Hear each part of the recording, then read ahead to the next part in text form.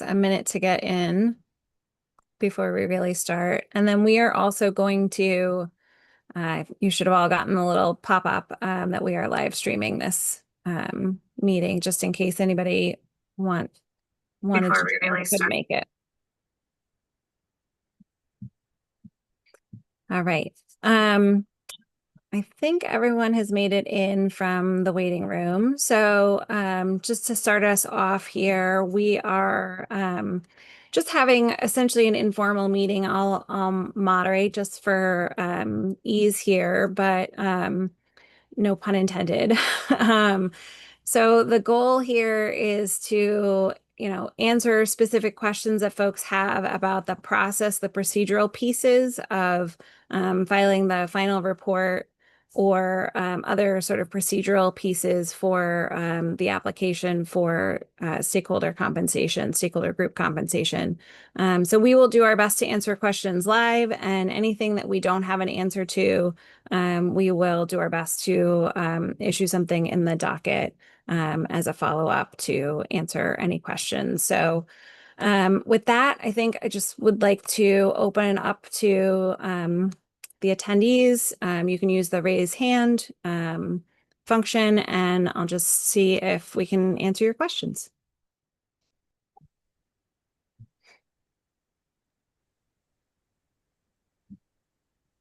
And if the raise hand isn't working, you can wave me down. Jameson Davis. Thank you, Elizabeth. Good to see everybody. Hello, everybody. My name is Jameson Davis from Righting Wrongs. Thank you for making time for this meeting. I do want to just take a second and pull up kind of my notes and things on my end. If that's okay, I apologize. Where are we? So, NAG sent the email in wanting to kind of have this meeting to discuss the technical and procedure issues and some other things as well. So I will pass it off to Dr. Mitchell to get us started, and then I'll jump back in after that. Dr. Mitchell? Thanks. Thank you. So yes, I'm Dr. Mark Mitchell, and environmental and public health physician. We are consultants to the Nonprofit Accountability Group, and we wanted mostly to ask technical questions, but just also wanted to give you a sense of our experience with the stakeholder group compensation program. As you probably know, we are training a number of low and middle income residents of Hartford on the energy, and many of our residents are participants in the programs, the affordability programs and other programs that PURA regulates. And so our goal is to train a consistent group of individuals so that they know more and more about the PURA processes. And as you know, the PURA processes are very, very technical, and it's very difficult to find things in the docket and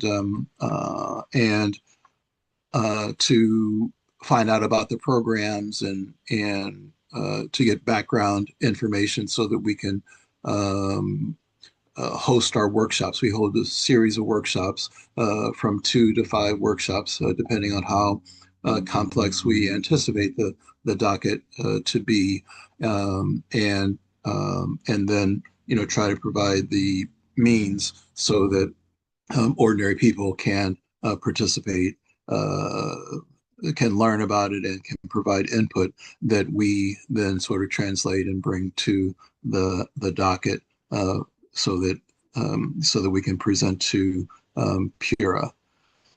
So so there, part of the issue is our problem with not having experience, that the dockets are much longer and require much more input than we expected, so that there's a lot of time that's uncompensated. Um, and anyway, and so that's just an overview, and then I think we'll get to some of the technical issues with as well as the timing issues of getting paid from the through the docket. I'll turn it back over to Jameson to get Yeah, and Thanks, I into John. that. just want to chime in, I'm sorry, just for 1 second, to say also a lot of the sort of input that you might want Pura to receive about this process is probably best saved for 260934, which is just starting out. And in that docket, we are going to hire a consultant and there's going to be a full review of the program. So I think what we were hoping to focus on today was, really answering any questions that you all have so that in the short term, any of the final reports, which is what we're sort of loosely calling the itemized expenditures and the substantial or the evidence of substantial contribution documents, if we can help, answer questions so that those can get filed timely. Yeah, I think that that's our intent. I just wanted to not leave the impression that things are going very well. Uh, Understood. Yep. okay. So thank you, guys. I'll jump in. So jump right into the technical issues. The way I would like to discuss them, if folks are okay with it, is based off of the forms. So I want to start off with the application for the stakeholder compensation form. There are a number of things that we identified while filling out the forms that make the process either difficult or cause discrepancies. So, in terms of the stakeholder compensation fund, there's an issue with the formatting. So, the format is not easy to read or review. Although the form actually has maximum amounts of word limits, the text boxes themselves actually force those responses to shrink to a point where they're extremely small, I think to like a 2 or 3 font, which make it very difficult to review, and basically nearly unreadable to an extent for some folks. And then in some instances, the responses are completely cut off and cannot be viewed in full at all. And so, for example, that's in question 20E on the stakeholder compensation form. And then the last part is, as well as the signature form, the signature space at the end and the bottom of the form also has a technical issue where, although like the signature will appear, it will still continue to indicate that a signature is required and needed. And so that has been an issue. I know I've been sent back a couple times from Laura to be told to like sign the document, which when I sign it and when I save it and do all the things, it's signed on my end, but for some reason there's an issue there. And then so I want to take that's all the couple of the issues that we have found in the application stakeholder compensation group form. Can I make a Or couple of suggestions? Do you yeah, mind if I sort of interrupt as we go to? sure, yeah, of Yeah. course. So I don't know if this will solve the problem because I think some of the problem comes from the like transmission into Lotus and then back onto the website. I think there are some glitches because I can tell you sometimes things even on our public facing docket website look differently than they do in the internal Lotus database. And Mm, so there's something that's happening along the way that is yeah. changing the fillable forms. And if you have the ability to do it, one way to fix that might be, I can't guarantee this will work, but you'll be able to see if it works right away. If you print to PDF Hmm. on your computer, then it will Hmm. stop being a fillable form. It won't be an interactive form anymore. It'll be a flat PDF. And then that should not change after you submit it. So that might actually solve some, it won't solve all of those problems that you flagged, right, with the font size and whatnot, but it should fix the it not looking the same from when you send it to when it's posted problem. So And you as said to the print as PDF rather than like save as PDF? correct, yeah, because the print to PDF makes it a flat, uneditable document and no longer is a form document. Okay. And then is that articulated in any type of communication in terms of like how to, participate in the docket or how to, submit anything, or is that just something that you kind of figured out as you were doing it yourself? It's just something I know about Adobe, yeah. So, obviously there are some unanticipated issues that have come up with these forms, and it does seem to be dependent on platform. So I think Okay. some computers, I don't know if it's Mac or PC or versions of Windows or whatnot, there are different ways in which these Adobe forms are performing on different systems. Okay. And some of that is out of our control. In terms of the font size, what I will suggest there is anytime that something is shrinking so that it's unreadable, to the extent that you can't make the submission more concise, I think I've seen you before do, like an A initial Word statement doc. and then Yeah. see additional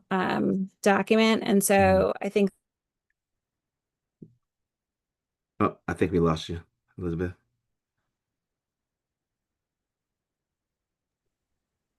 Oh, I think she. So yeah, just hi, hi all, Danielle Shalou from the Clean Affordable Energy Unit. So yeah, so just to save it as an additional as a supplement, and that's just gonna, I think, just as a workaround until we can figure out how to do it a little bit better. Okay.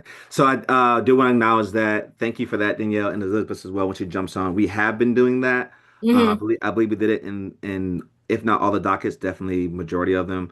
But I just wanted to again clarify in case there were others that weren't thinking about doing that or hadn't thought about doing that, or the case may be. So I just wanted to save space for that. That's okay. And so to move into the next form, which is the application for stakeholder group compensation, there are some similarities or continuations in terms of the issues. Again, the same issue here with the formatting and the size being reduced lower than a five point font. Same thing issues here with the responses being cut off, and the same thing with the signature. So same issues there. And then the notice of intent to apply for the stakeholder compensation group, that form, we identified there the formatting issue there as well, which is the font of being smaller than 5 point. Hmm. The biggest one that we identified and the one that has the largest impact is the stakeholder group compensation itemized budget. Hmm. And so the budget form presents, again, the same formatting challenges there, the shrinking fonts, usually below five, depending on like what you're trying to articulate in the description. There's the auto population feature, which is quite confusing when it comes to the total of the amount that's put in. It's overly sensitive to formatting inputs and quite unreliable. For example, and I can, if I ever like, need to share my screen and show it to you, I can. But the Yeah, totals you can go. You changed. can go. You can go ahead and do that. That would be helpful. Okay, so let Oh. me share.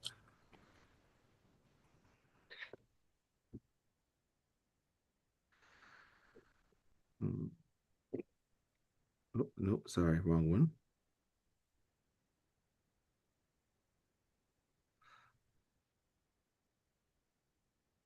Okay, so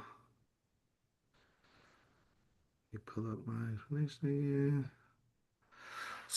Again, I'll kind of go back and show you, but first I'll walk you through the issues, which is the totals change depending on whether they're periods used in the dollar amounts. Hmm. Some fields automatically include a dollar sign while others do not, which also affects the calculating totals. And then applicants are unable to manually correct the totals. And so therefore it's like it requires reliance on the auto populated and that calculation being correct. And these technical issues resulted in a miscalculation of the total budget that we requested initially that we didn't realize until after we started preparing for our final report.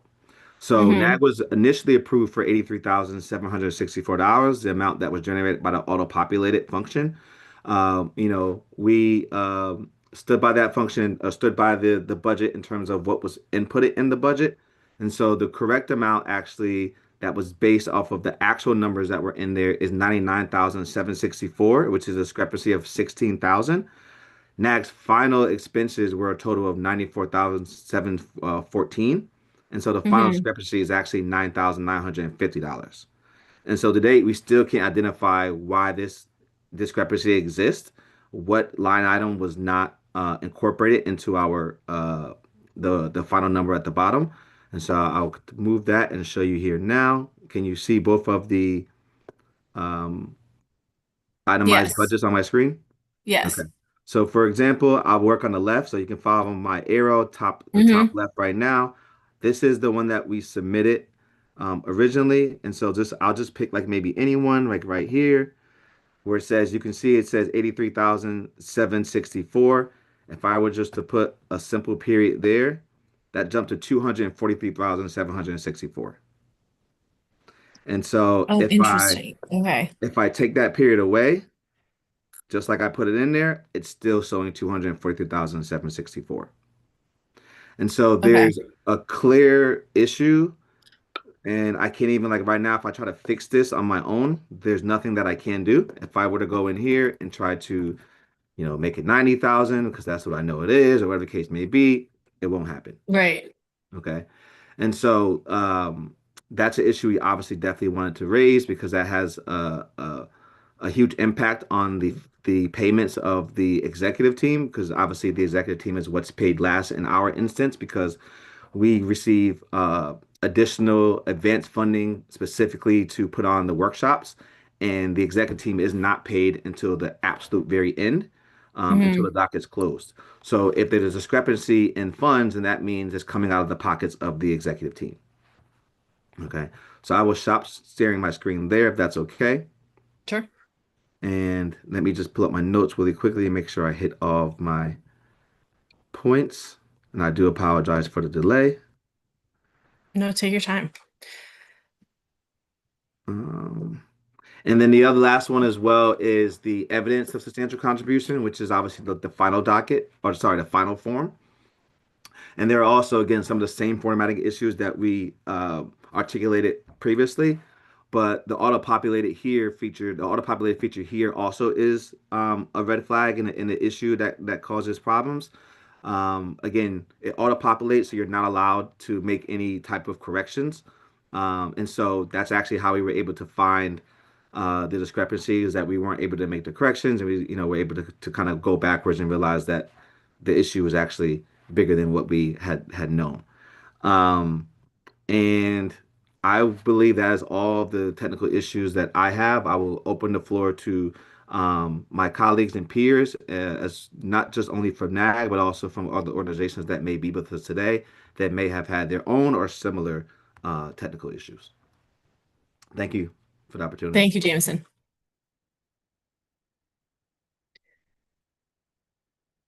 And I'll just pop in to say, I'm sorry, my internet connection just died, but I will watch back. See, the benefit of it being recorded is I will watch back everything that you said to make sure that I'm aware of all the technical glitches so that we can work on Yeah. fixing anything that's Thank you for that. Dr. Mitchell, Attorney James, do you have anything to add? If not, I'll open it up to the folks like either Bonnie or Gannon that might have anything to add if they do. Yeah, I'm, obviously we can add attachments to clarify some of the things, but I wanted to know about signatures. What can we do about that? Uh, Also, sometimes if you type things into the box and then you go to the next page and then you come back and it's disappeared. Sometimes if you click on the box, then it'll reappear. Um, but again, it's an issue. But yeah, I was just wondering about is there a workaround to make sure that for signatures that don't appear? I will just say I have noticed sometimes with fillable forms, they behave differently in a browser versus in the Adobe's the free version of Reader. So sometimes it may be the solution is to save the form to your computer before you start filling it out and then start working on it in Adobe's own program.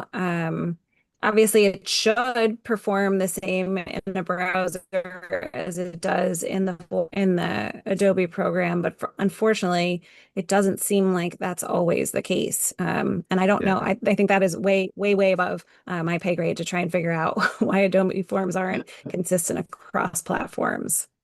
Yeah, no, thank you for that, Elizabeth, very much. So I actually purchased a PDFX app, so everything is all downloaded directly, so nothing is actually filled out through any type of Google or Internet Explorer. It's all downloaded to my computer, saved to a folder. I have separate folders for each docket that we're in, and I have separate folders for each section of the docket that we are going through. So like there's a section for applications, there's a section for the docket itself, and there's a section for the final report, and all that is downloaded on my computer and filled out using PDFX.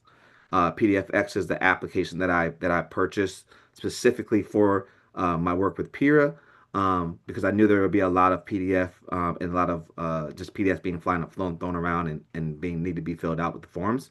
So I did purchase an app specifically for my work with Pira, and still the issue persists. Can I also say that I'm sorry, Cynthia Jennings, for those of you who do not know me. And one of the things that I'm concerned about is the fact that I think we had about a $10,000 discrepancy, and so, how is that going to be handled? Number one. The other question I had is there an IT department that we can connect with or a help desk where we can get information well, sometimes after hours, in fact, multiple times after hours, because that's when we're generally working. But I think that we really need some kind of either a correction with the IT department so that this doesn't happen, or a help desk that we can contact so that we can get the issue resolved very quickly. I think just to answer quickly, and then I'll look. I believe there is help desk information on our website, although I suspect that it is very much going to be a 8 to 4:30 or 9 to 5 information. But I will look for that right now. But I didn't want to ignore your question while I go look for it. Okay, and thank you so much, Elizabeth. Is there any way that we can get this problem permanently fixed? If we're reporting it now, is there anyone you can report it to see if they can reprogram their system so that we don't have these issues or that nobody has them? I mean, maybe other people have them and they don't know that they have them, which will definitely affect their budgeting. Right. So I did miss a portion, but the ones that I heard I did note down, and we will the goal, I can't make promises as to results because Adobe is unfortunately a little bit challenging sometimes. But the goal will be to make sure that every form is performing exactly the way that it's supposed to. And so that is certainly not something that I'm going to listen to your input today and say, well, that's too bad, right? It's definitely something that I will look into. I just can't make any promises right now that everything will be fixed, tomorrow or next week or anything specific. Okay, thank you. I just really am concerned that it's taking so much longer, especially on Jameson's part, to get the information to you and make sure that it's accurate, because that's the hard part, is making sure that our information is accurate and that we are not penalized for thousands of dollars that the form has thrown us off on. And maybe you can report it to Right. Adobe. And I think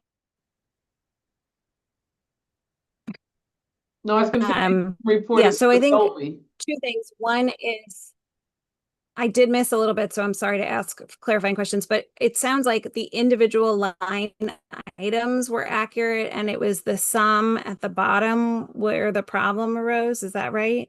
Yeah, that is correct. So the individual line items were accurate, and it was, yes, was the sum. So I don't know if you saw the demonstration that I did. I shared my screen and I showed that if you add a period, it would jump from 83,000 to 243,000. Yep, I saw And we that. I never get didn't know if that there was back. something else that I missed before that. Okay. So what I can tell you is that this is going to sound silly, but we are fully capable of doing math without the auto sum. And so we can look at the form and the individual item, the line items that are included and add them up ourselves. So I'm less concerned with the auto sum then making sure that the individual line items you believe are accurate in what you submitted. And Yes. then we'll just have to take a look. I can't obviously guarantee what the outcome is going to be, Yeah. after full consideration of everything, but I can Yeah. commit to you that we will take a look at all of the individual line items and we can manually add them up if that's the right solution. Okay, thank you. One suggestion that we did have is going forward, if there is a way to maybe when you respond to the itemized budget and maybe you're lessening the amount you're giving or whatever the case may be, you do that based on the line item. So that way the individuals know. So for example, if we have $1,000 for food for the participants, but you say, no, only $500 for the participants, right? And then move that to the line item and maybe do it that way. That way, if there is a discrepancy in the total, we will still know based off the line item, like what we can spend for that line item. You know what I mean? Mhm. If that makes sense. Yeah, I understand that. I'm also about to put in the chat the contact person for the Deep Help Desk. I will say full disclosure, I do not think that they will be able to help you with individual PDF forms, but it is the information that we have on our website, which is the phone number for filing system account or login assistance. And so I'll provide you with that, but I don't think that they'll be able to help you with filling out individual forms. And just since we're recording this, that's 860-424-3882, and it's deep.helpdesk.footprints@ct.gov, and that is on our contact us page on our website. Thank you for that, Elizabeth. I think NAG has articulated our issues and concerns. Oh, sorry, I see Kathy has her hand up. Sorry, Kathy.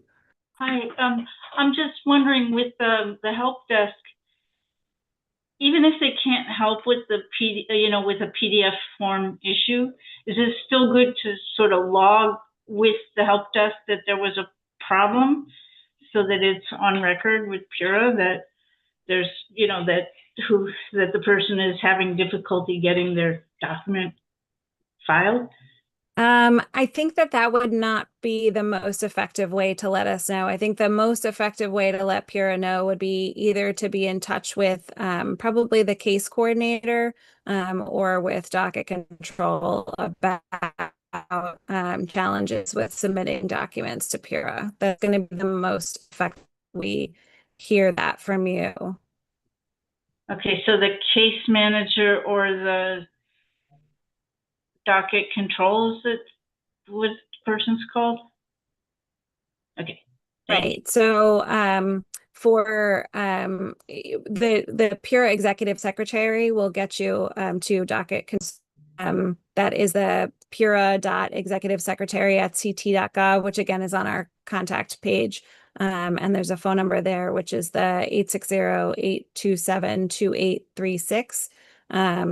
And then the alternative would be to contact the case coordinator, and the case coordinator for each docket is listed in the notice of proceeding for each docket with their email address as well. I just have a question. Are we the only people that have ever reported this problem? This is the first that I have heard of the problem with the summing. Yes, I can tell you I probably would have fixed it sooner if I had known that it existed. We did do a lot of quality control testing on all of these forms and ran through them to make sure that they worked before we issued them. But we're very glad that you found more problems for us to solve. So Well, at least somebody's glad. Yeah, so I can tell you there were other minor glitches with some of the forms that were updated recently in the versions that are available on our website. So if you do have a static copy of the originals saved, you're going to want to go and get a new copy each time from the stakeholder compensation website, because when we do find, small glitches or technological issues with the form, I've been updating them there. And so, but yeah, we cannot fix these things unless we're aware of them. And we have, multiple people have beta tested them, and obviously these problems slip through. So anytime you find something like this, we would really appreciate it if you let us know. And that can be done. Again, you can go through the executive secretary. I think probably with this sort of technological form related question, your best bet is probably to go to the case coordinator in the docket, or case coordinator in this comments, Laura Lupoli. Thank you. Thank you. So, I guess for me, I guess because I'm gonna be filling out, the final report and getting all the final documents in. Um, and this is why a big reason why we asked for extension, to be quite frank, is because, there's discrepancy, and to be very, very honest, there was a bit of a panic in my wanting to do it, simply because there's a heightened scrutiny on NAG and all the things that um, you know, the organization is currently going through in terms of potentially being targeted on a number of different conversations. And so it was important for me to, one, have this open and honest conversation with you all, but two, be able to maybe get some guidance on how I should fill the form out, knowing that there are these discrepancies and knowing that I can't fix the auto populated part of it. So should I just, maybe do like a summary? In addition, later in the document, should I submit an additional document separately? Like, what would be the best way for me to move forward to make sure our final substantial contribution is submitted on time, as well as has all the information you need for the ruling? And I'm sorry that this suggestion is going to be to draft like a cover letter or something like that to explain it, because I hate to give you more work to do because our forms aren't working properly. But in the sort of short time period, that is the best option that I can offer, is to draft something, in a cover letter or something like that to accompany it, to explain what the problems are and what it should be. Okay. And if we're Thank you very much. able to fix it in the short term, I think we can certainly have folks notified that we've updated the copy, and maybe if we can fix it quickly, then hopefully we can obviate that. Okay. Thank you very much for your guidance. You see, Dr. Mitchell, you have your hand up. Yes, I wanted to ask a little bit more about the process. So we, after we finish our docket, then we submit the forms, um, uh, and we've been thinking that we probably need to submit more detail on our line items. Obviously, we NAG has been attacked in the press about certain line items, and we don't know whether Pura has objections to those line items. Um, should we expect that Pura will respond with questions that they have about the line items, and that we get a chance um, to further explain those line items? How do you, I just want to get a clear picture about the process.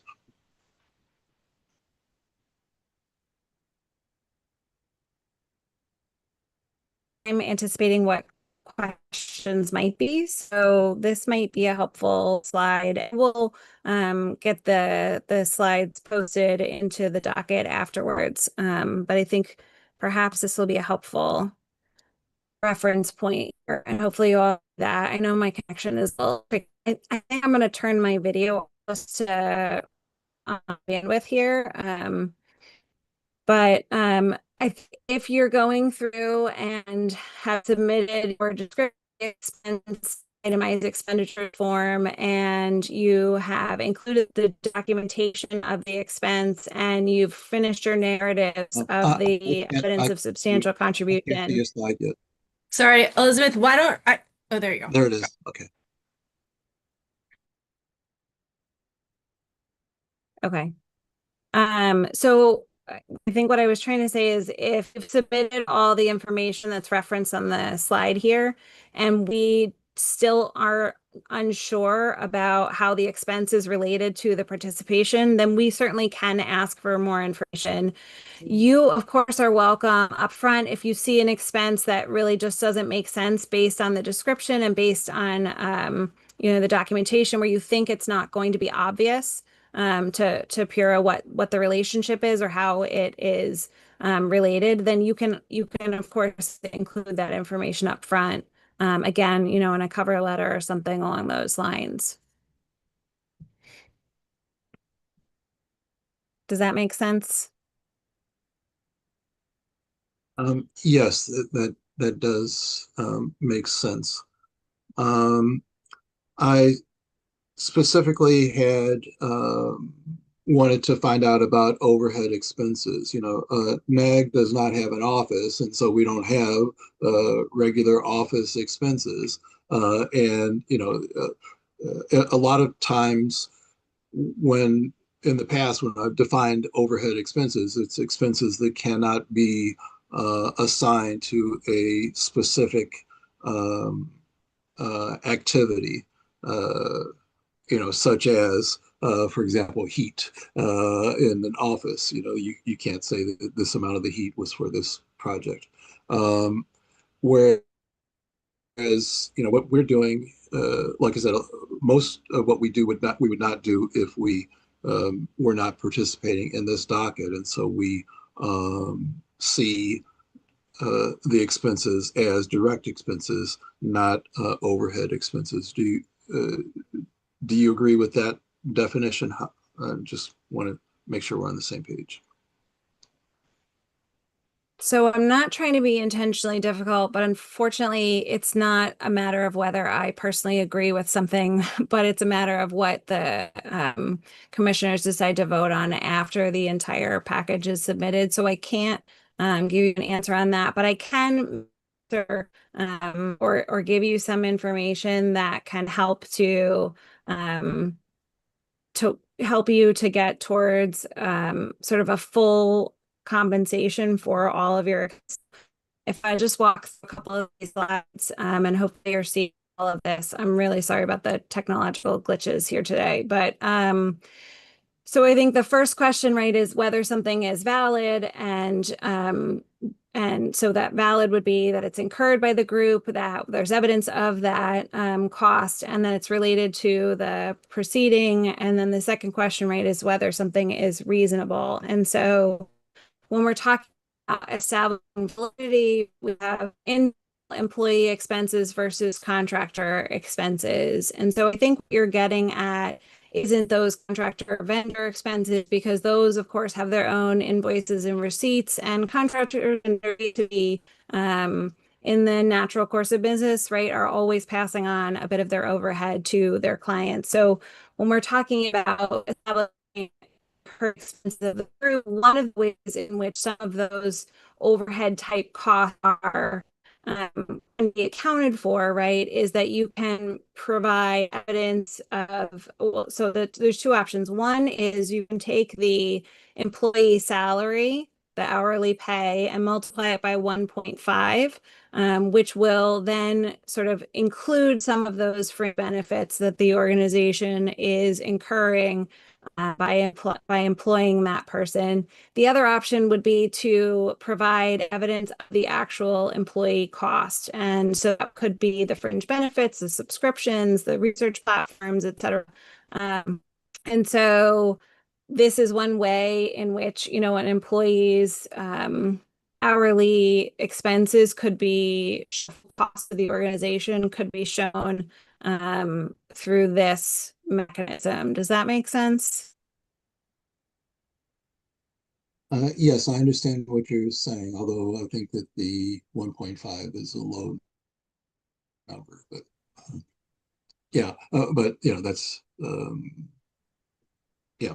Anyway, so okay. So what I hear you saying is that it's sort of on a case by case, other than the compensation for the employees and the consultants, that whether it applies to the the docket itself and the cost is sort of on a case by case, and that we need to sort of justify that. Is that what you're saying? Right. So anything, yes. So the requirement is that it is related directly to participation. And so it needs to be supported by some documentation in order for Pure to be able to make that decision. Yeah, Elizabeth, can you go back? Whether that's I think it's just one slide to the compensable expenses. Yeah, there. And so so Dr. just those three pieces of under valid of, is it incurred, is there evidence, and is it related to the preparation and participation in the proceeding, are kind of the, kind of in shorthand, is this real, and then is it reasonable, is kind of the framing.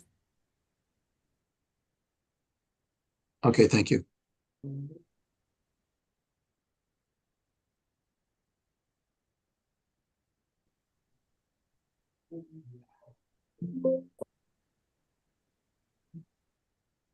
Yeah, Kathy from NHS, go ahead.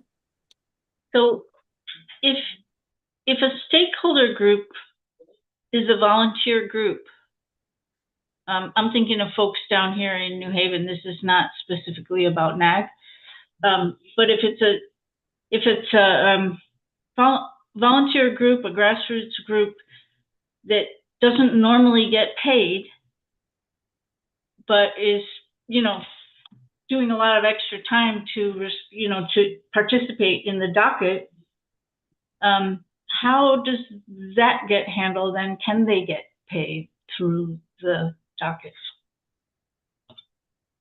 So the way that the stakeholder group compensation program was set up, it's set up to reimburse either groups of a group of persons or an organization that has expenses. And so again, the very first piece has to be that there's an expense incurred. So if you have someone who is volunteering their time, although of course that is valuable, right? That person's time is valuable. However, it's not an incurred expense of the organization. And so the organization couldn't claim compensation for that, because this is meant to put everyone, to the same, to a net zero, essentially, right? So you have outlaid some funds to participate in the docket, and so there's compensation available for that outlay of funds. It's not meant to compensate volunteers for their time. Thank you. That's not the way that statute was created. Got it. Thanks.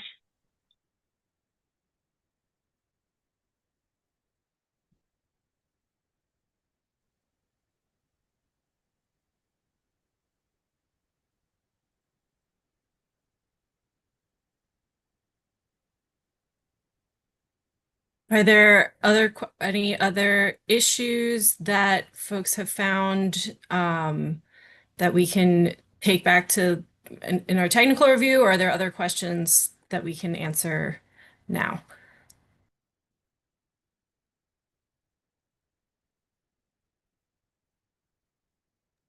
This is Gannon from Generation Power, and I really appreciate you all making the time to be here, and NAG for raising some of these questions that I think are important to work out to help people take all the steps that's involved in being part of this program. So I would just say that we've had some of the similar challenges with the PDF. We're going to try the trick that Ms. Tanaka mentioned, and see if that helps as far as printing. I guess just one of the general things, and this may be something that comes kind of later in the docket review as that picks up, but we're just kind of thinking about like what is the best way to present to you all, and I can just kind of give a description of how we go about this. Like when a docket opens, we determine we want to participate, we look at the schedule of the docket, we talk to our team, different departments, we kind of put together a work plan and an assumption of like, let's say there's 5 technical meetings in a docket. We'll assume, 5 hours for me and Mike, and then maybe however much hours for a communications person or something like that. We tally all of that up. We come up with estimates of salary groups. We put that together, and that's how we come up with our budget. And I guess I don't really have a specific question. I'm just kind of trying to think through, like, is there anything in particular that we can do? I saw Center for Children's Advocacy did it kind of itemize their expenses a little bit differently in the last filing, and we were like, oh, we probably could have done it like them, like just a little bit more clear. But is there anything more that we could be doing to just make it more intuitive for you guys to read, or to kind of add that up, or to see? I mean, I don't know if you can say it in this forum. I'm just curious if there's things that are kind of like sticking points for you all when you're reviewing either the budget and the application part, or at the end when we do the report and we just kind of look at, okay, this is what we actually did. We track it internally. We have a form. So everybody, when you do hours on a docket, you just fill in the form. It all populates a spreadsheet, and then we calculate that at the end. And that's how we do our calculations. But I don't know if does that like work? Like, I think there was in the last docket, there was some confusion about it. So I'm trying to make sure that we're doing, as we're presenting the data, that we're doing it in a way that's as easy as possible for the Pura staff to read and review. Yeah, I'm not sure that we can answer that entire question. But what I can say is, to the extent that data isn't granular enough, I think you would back for additional layer of um, and I think record keeping in general is always a good idea. So I think if you're internally keeping those records, that's the best case. And I think also, as I mentioned, 260934 is going to be, I think, a good resource for us to have more of this conversation about sort of the deeper overarching policy decisions about how much needs to be filed before Pura is comfortable making a decision and those sorts of things. Okay, so it sounds like we're doing okay, but more detail is always better, and we're always mindful of not sharing like salary information for specific staff. It's just kind of some privacy concerns around it, but I don't want that to come across as like we're hiding it. It's like it's there, but we're just sensitive to the privacy issue. But if it's helpful, maybe there's a non-public way that we could share that more clearly. Anyway, I'll just leave it there, and I appreciate that response. I think some of this may just come up in the proceeding, which is fine. We just want to be mindful of it, and so appreciate that your response there, and we'll keep trying to just make it as specific as we can. But if there's Right. ever questions, we're always happy to take those, or clarify anything, and so we appreciate that opportunity too. Thank you. Thank you. Yeah, and I just want to remind everyone who's on this call also that when you're submitting those employee-specific expenses, whether you're submitting the payroll records or the paycheck copies, or a signed statement from the person responsible for payroll, that you can anonymize those things and remove names and personally identifying information from those records before you submit them.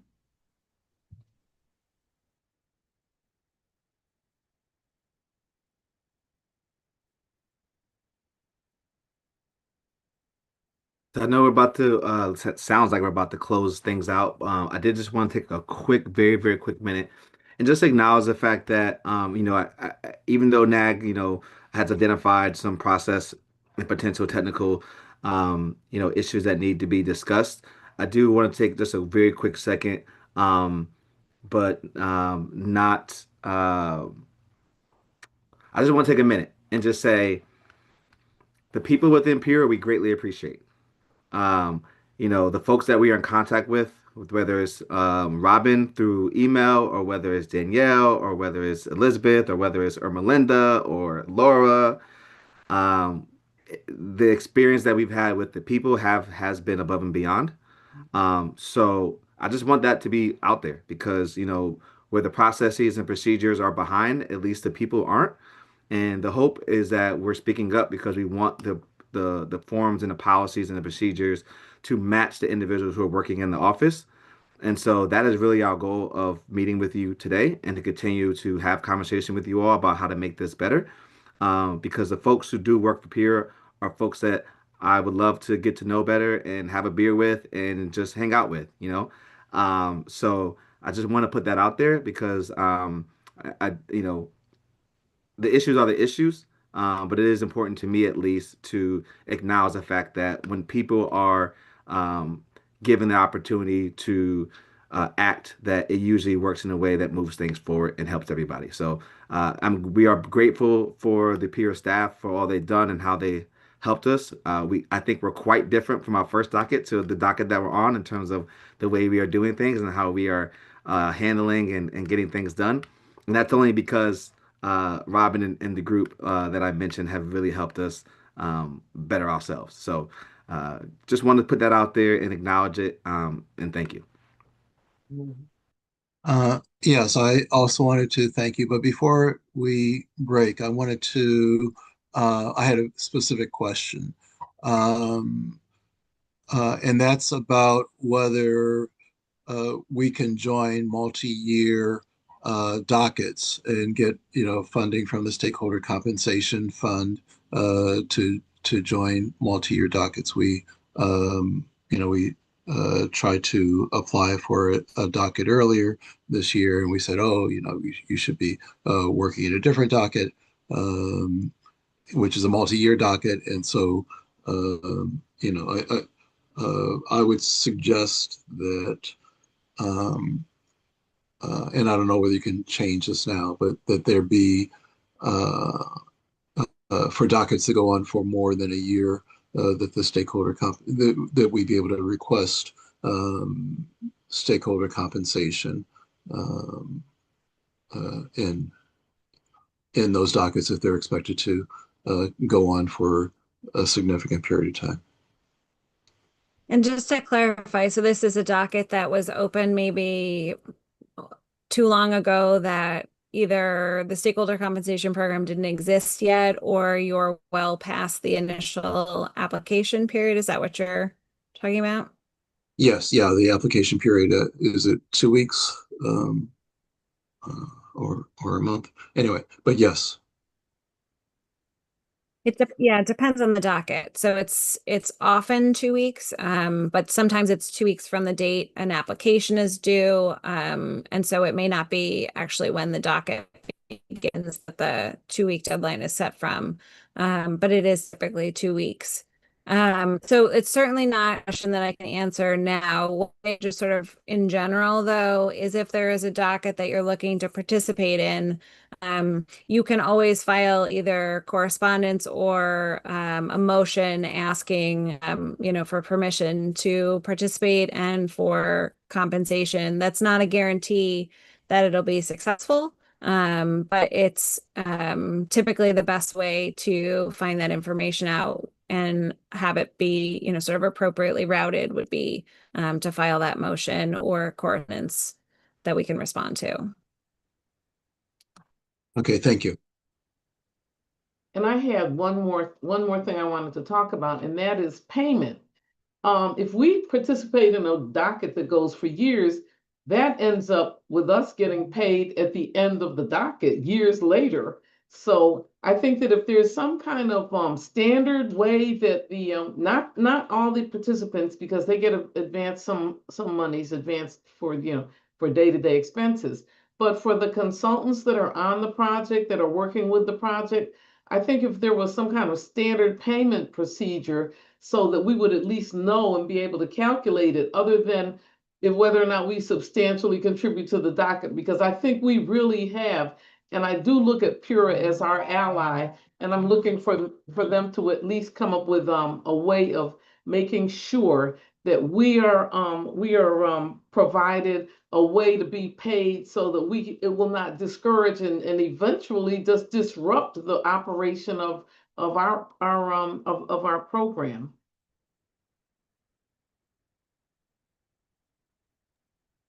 Yeah, and unfortunately, that would require a statutory change. The way that the statute is written, it's very clear that the sums cannot be paid until after the final decision. So we can make those advances, and NAG and I think maybe other folks have applied for and received advance payments, but unfortunately, that final determination and the final award of payment can't be done until the final decision is issued. So that would require a statutory change for it to be something other than that.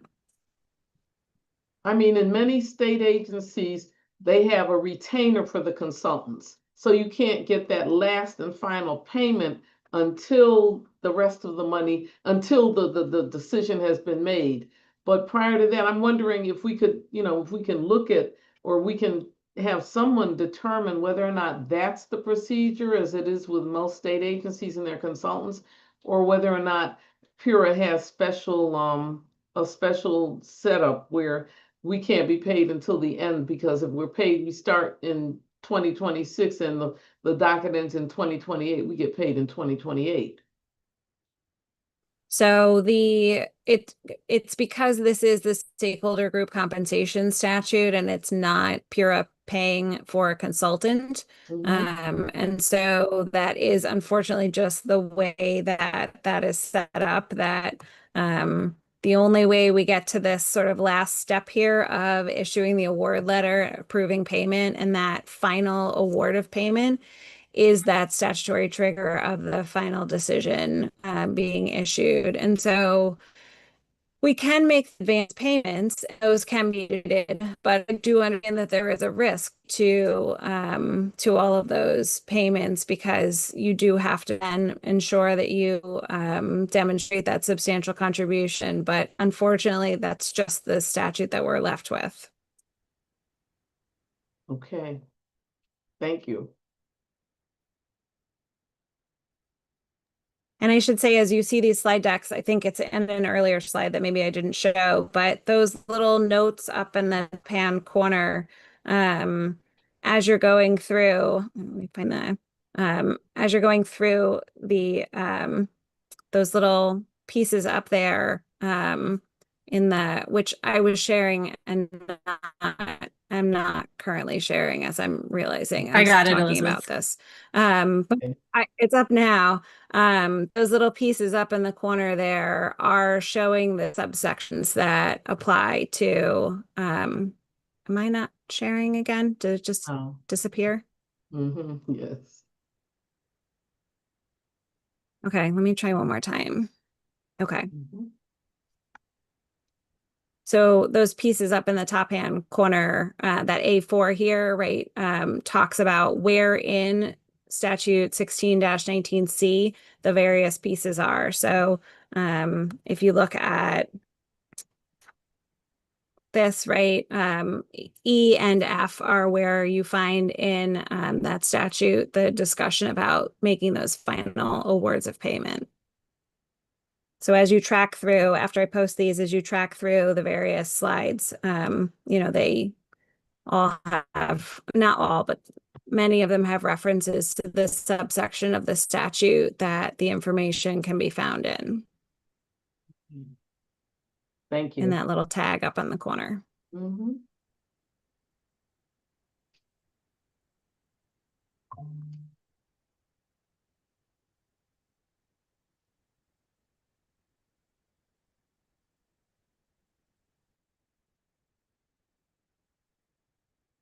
I had another quick question.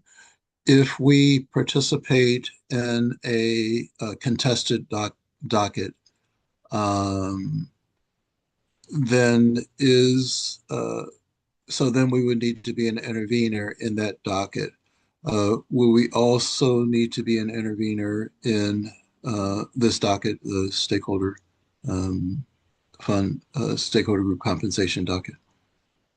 No, so your status in 230934, the stakeholder group compensation, is static because this docket is an uncontested docket. And so actually once you have filed that initial notice of intent in any of the for any of the other proceedings, you're just on the service list and you're recognized as a participant in the docket. So yes, you would. If you're starting in a new application, you would file either the request for participant status or intervener status in the relevant docket, right, in the substantive docket that you're making the contribution in. And anyone who files their initial notice of intent in 230934 is granted participant status automatically, and that remains. You still have to file your notice of intent each time, but you just continue on having participant status in 230934. Thank you. All right.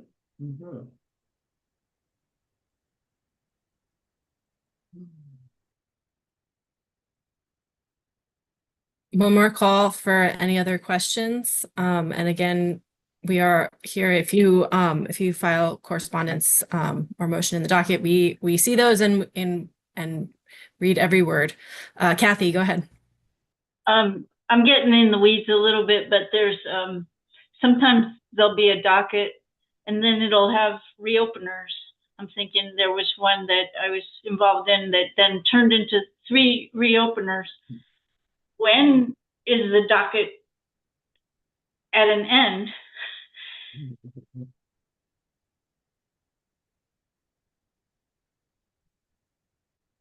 So I think, unfortunately, that's just a case by case basis, right? And so I'm not necessarily aware of any docket where there was stakeholder compensation that then turned into reopeners.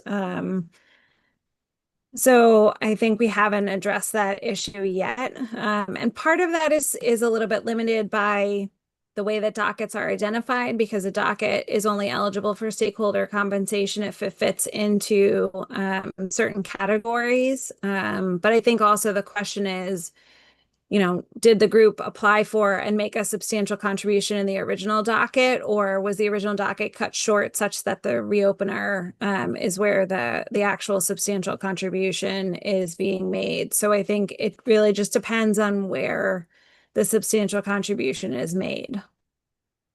And if it's a reopener, I think we would probably have to address the fact that because it's a new docket, a new application would need to be filed there. And so perhaps we could make an accommodation for the work that was already done in the docket that went into the reopener, but it would all have to be on a case by case basis there. Thanks a lot.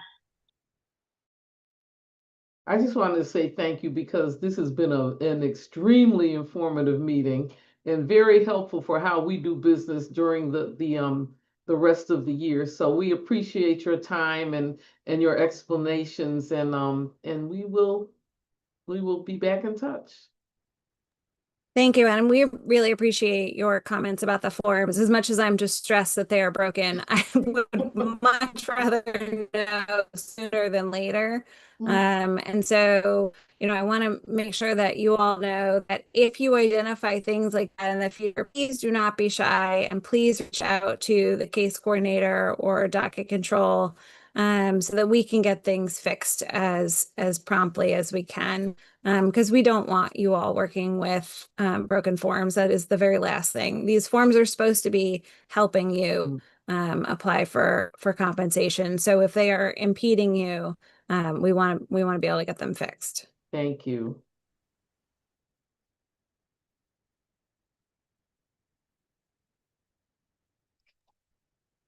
All right. I think seeing no further questions, I really appreciate everyone's time participating today. And